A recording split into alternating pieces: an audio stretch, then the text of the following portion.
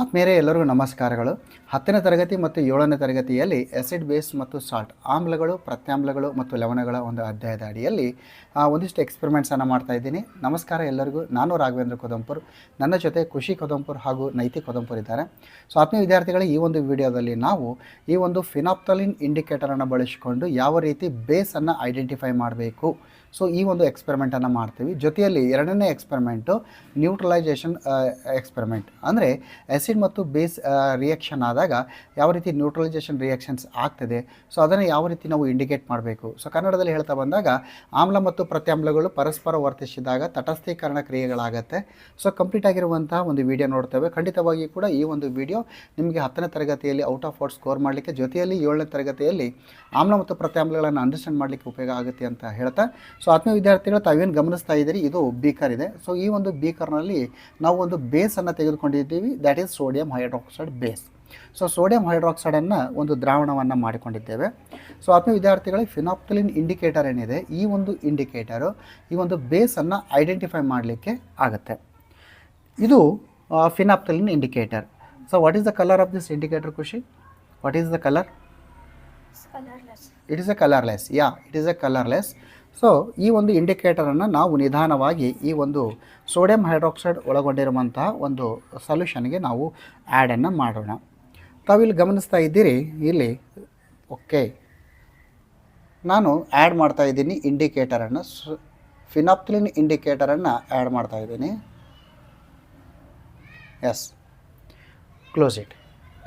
ತಾವಿಲ್ಲಿ ಗಮನಿಸ್ತಾ ಇದ್ದೀರಿ, ನಾನು ಈ ಒಂದು ಫಿನಾಪ್ತಲಿನ್ ಇಂಡಿಕೇಟರನ್ನು ಈ ಒಂದು ಸೋಡಿಯಂ ಹೈಡ್ರಾಕ್ಸೈಡ್ ಸೊಲ್ಯೂಷನಲ್ಲಿ ಆ್ಯಡ್ ಮಾಡಿದ್ದೀನಿ. ಸೊ ಇಲ್ಲಿ ಆ್ಯಡ್ ಮಾಡಿದಾಗ ಏನಾಗ್ತಾ ಇದೆ ಅಂದರೆ ರಿಯಾಕ್ಷನ್ಸ್ ಆಗ್ತಾ ಇದೆ. ಈ ಒಂದು ರಿಯಾಕ್ಷನ್ ಆಗಿ ಏನಾಗ್ತಾ ಇದೆ ಅಂದರೆ ಕಲರ್ ಪಿಂಕ್ ಕಲರ್ಗೆ ಟರ್ನ್ ಆಗ್ತಾ ಇದೆ. ಏನಾಗ್ತಾ ಇದೆ? ಪಿಂಕ್ ಕಲರ್ಗೆ ಆಗ್ತಾಯಿದೆ. ಅಂದರೆ ಈ ಫಿನಾಪ್ತಲಿನ್ ಇಂಡಿಕೇಟರನ್ನು ಒಂದು ಬೇಸ್ ಇರುವಂಥ, ಪ್ರತ್ಯಾಮ್ಲ ಇರುವಂಥ ಒಂದು ಸೊಲ್ಯೂಷನ್ಗೆ ನಾವು ಆ್ಯಡ್ ಮಾಡಿದಾಗ ಅದೇನಾಗುತ್ತೆ, ಪಿಂಕ್ ಕಲರ್ಗೆ ಕನ್ವರ್ಟ್ ಆಗುತ್ತೆ. ಸೊ ಯಾವುದೇ ಒಂದು ಸೊಲ್ಯೂಷನ್ನಲ್ಲಿ ನಾವು ಈ ಒಂದು ಫಿನಾಪ್ತಲಿನ್ ಇಂಡಿಕೇಟರ್ ಹಾಕಿದರೆ ಅದು ಪಿಂಕ್ ಆಗಿದರೆ the given solution is base. So ಕೊಟ್ಟಿರುವಂಥ ದ್ರಾವಣ ಒಂದು ಪ್ರತ್ಯಾಮ್ಲ ಅಂತ ನಾವು ಹೇಳ್ತೇವೆ. ಸೊ ಫಿನಾಪ್ತಲಿನನ್ನು ನಾವು ಬೇಸನ್ನು ಇಂಡಿಕೇಟ್ ಮಾಡಲಿಕ್ಕೆ ನಾವು ಬಳಸ್ತೇವೆ. It is very very very clear. ನೋಡಿ, ಈ ರೀತಿ ಇದೆ. ಸ್ವಲ್ಪ ಶೇಕ್ ಮಾಡಿದರೆ ಇಲ್ಲಿ ಏನಾಗುತ್ತೆ, ಆ ಕಲರ್ ಏನಾಗುತ್ತೆ, ಪಿಂಕ್ ಆಗುತ್ತೆ ಇದು. So this is how. ಈಗ ನಾವು ಎರಡನೇ ಎಕ್ಸ್ಪೆರಿಮೆಂಟ್ ಇದೆ. ಸೊ ಎರಡನೇ ಎಕ್ಸ್ಪೆರಿಮೆಂಟ್ ಏನು ಅಂದರೆ ತಟಸ್ಥೀಕರಣ ಎಕ್ಸ್ಪೆರಿಮೆಂಟು ಅಥವಾ ನ್ಯೂಟ್ರಲೈಸೇಷನ್ ಅಂತ. ಸೊ ಎಸಿಡ್ ಮತ್ತು ಬೇಸನ್ನು ಪರಸ್ಪರ ರಾಸಾಯನಿಕ ಕ್ರಿಯೆಗೆ ಒಳಪಟ್ಟಾಗ ಏನಾಗುತ್ತೆ ಅಂತ. ಸೊ ನೈತಿಕ್, ನಾವು ಯಾವ ಸೊಲ್ಯೂಷನ್ ತೆಗೆದುಕೊಂಡಿದ್ದೀವಿ ಆ್ಯಸ್ ಎ ಬೇಸ್ ಆಗಿ? ನಾವು ಯಾವ ಸೊಲ್ಯೂಷನ್ ತೆಗೆದುಕೊಂಡಿದ್ದೀವಿ? ಹಿಯರ್ ಯಾವ ಸೊಲ್ಯೂಷನ್ ತೆಗೆದುಕೊಂಡಿದ್ದೀವಿ? ಸೋಡಿಯಂ ಹೈಡ್ರಾಕ್ಸೈಡ್ ಸೊಲ್ಯೂಷನನ್ನು ನಾವು ತೆಗೆದುಕೊಂಡಿದ್ದೀವಿ. ಪರಿ, ನಾವು ಯಾವ ಇಂಡಿಕೇಟರನ್ನು ಆ್ಯಡ್ ಮಾಡಿದ್ದೀವಿ ಇದಕ್ಕೆ? ಎಸ್, ಫಿನಾಪ್ತಲಿನ್ ಇಂಡಿಕೇಟರ್ನ ಆ್ಯಡ್ ಮಾಡಿದ್ವಿ. ಸೊ ಪಿಂಕ್ ಕಲರ್ ಬಂತು. ಈಗ ನಾನು ಏನು ಮಾಡ್ತೀನಿ ಅಂದರೆ ಈ ಒಂದು ಸೊಲ್ಯೂಷನ್ಗೆ ನಾನು ಆ್ಯಸಿಡನ್ನು ಹಾಕ್ತೇನೆ. ಸೊ ಆಲ್ರೆಡಿ ನಾನು ಈ ಒಂದು ಬೀಕರ್ನಲ್ಲಿ ಬೇಸನ್ನು ತೆಗೆದುಕೊಂಡಿರೋದ್ರಿಂದ ನಾನು ಏನು ಮಾಡ್ತೀನಿ ಅಂದರೆ ಈ ಒಂದು ಆ್ಯಸಿಡನ್ನು ನಾನು ಆ್ಯಡನ್ನು ಮಾಡ್ತೇನೆ. ಓಕೆ, ಕಂಪ್ಲೀಟಾಗಿ ಪಿಂಕ್ ಆಗಿದೆ. ಇದನ್ನು ನಾನು ಆ್ಯಸಿಡನ್ನು ಮಾಡ್ತೇನೆ. ಸೊ ಆತ್ಮೀಯ ವಿದ್ಯಾರ್ಥಿಗಳೇ, ಈ ಒಂದು ಆ್ಯಸಿಡ್ ಆಗಿ ನಾನು ಇಲ್ಲಿ ತೆಗೆದುಕೊಂಡಿರುವಂಥದ್ದು ಯಾವುದು ಅಂದರೆ ಈ ಒಂದು acid as A acid example ನಾನು ತೆಗೆದುಕೊಂಡಿರುವಂಥದ್ದು ಈ ಒಂದು ಸಲ್ಫ್ಯೂರಿಕ್ ಆ್ಯಸಿಡನ್ನು ನಾನು ಆ್ಯಸಿಡನ್ನು ತೆಗೆದುಕೊಂಡಿದ್ದೀನಿ. ನೀವು ಹೈಡ್ರೋಕ್ಲೋರಿಕ್ ಆ್ಯಸಿಡನ್ನು ತೆಗೆದುಕೊಳ್ಬೋದು ಅಥವಾ ಲೆಮನ್ ಜ್ಯೂಸನ್ನು ಕೂಡ ತೆಗೆದುಕೊಳ್ಬೋದು. ಸೊ ನೋಡ್ತಾ ಹೋಗಿ, ಈಗಿರುವಂಥದ್ದು ಯಾವುದು ಅಂದರೆ ಬೇಸ್ ಇದೆ. ನಾನು ಇದಕ್ಕೆ ಆ್ಯಸಿಡನ್ನು ಆ್ಯಡ್ ಮಾಡ್ತಾಯಿದ್ದೀನಿ.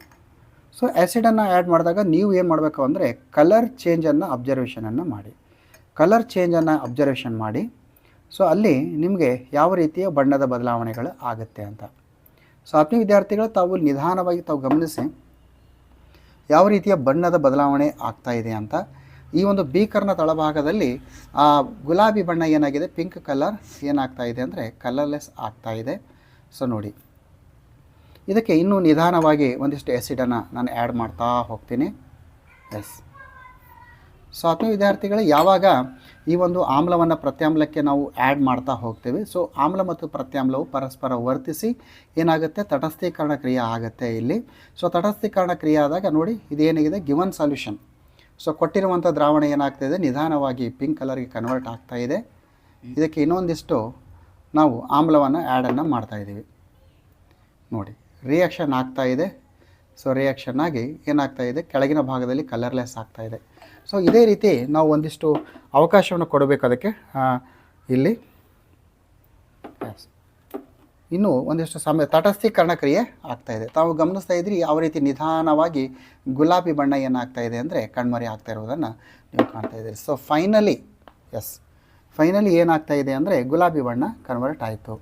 ಸೊ ಇಲ್ಲೇನಾಯಿತು, ನಾವು ಫಸ್ಟ್ ಆಫ್ ಆಲ್ ಏನು ತೆಗೆದುಕೊಂಡಿದ್ವಿ, ಸೋಡಿಯಂ ಹೈಡ್ರಾಕ್ಸೈಡನ್ನು ತೆಗೆದುಕೊಂಡಿದ್ದೀವಿ, that is base.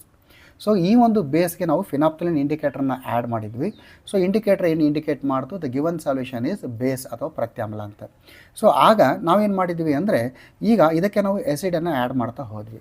So acid ಮತ್ತು ಬೇಸು ಪರಸ್ಪರ ರಿಯಾಕ್ಷನ್ಗೆ ಆಗಿ ಒಂದು ರಾಸಾಯನಿಕ ಕ್ರಿಯೆಗೆ ಒಳಪಡ್ತು. ಸೊ ಒಳಪಟ್ಟಾಗ ಸೊ ಈ ಬೀಕರ್ನಲ್ಲಿರುವಂತಹ ಏನು ಪ್ರತ್ಯಾಮ್ಲ ಇತ್ತು, ಈ ಒಂದು ಬೀಕರ್ನಲ್ಲಿರುವಂತಹ ಏನು ಬೇಸ್ ಇತ್ತು, ಅದು ಏನಾಯಿತು ಅಂದರೆ ನ್ಯೂಟ್ರಲ್ ಅಥವಾ ತಟಸ್ಥ ದ್ರಾವಣವಾಗಿ ಕನ್ವರ್ಟ್ ಆಯಿತು.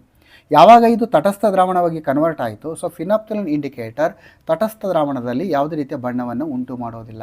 ಸೊ ಅವಾಗೇನಾಗುತ್ತೆ ಅಂದರೆ ಪಿಂಕ್ ಕಲರ್ ಇದ್ದಿದ್ದು ಇಲ್ಲೇನಾಯಿತು, ಕಲರ್ಲೆಸ್ ಆಯಿತು. ಯಾಕೆ ಕಲರ್ಲೆಸ್ ಆಯಿತು ಅಂದರೆ ತಟಸ್ಥ ದ್ರಾವಣದಲ್ಲಿ ಫಿನಾಪ್ಥಲಿನ್ ಇಂಡಿಕೇಟರು ಕಲರ್ಲೆಸ್ ಆಗಿರುತ್ತೆ, ಬೇಸ್ನಲ್ಲಿ ಪಿಂಕ್ ಆಗುತ್ತೆ.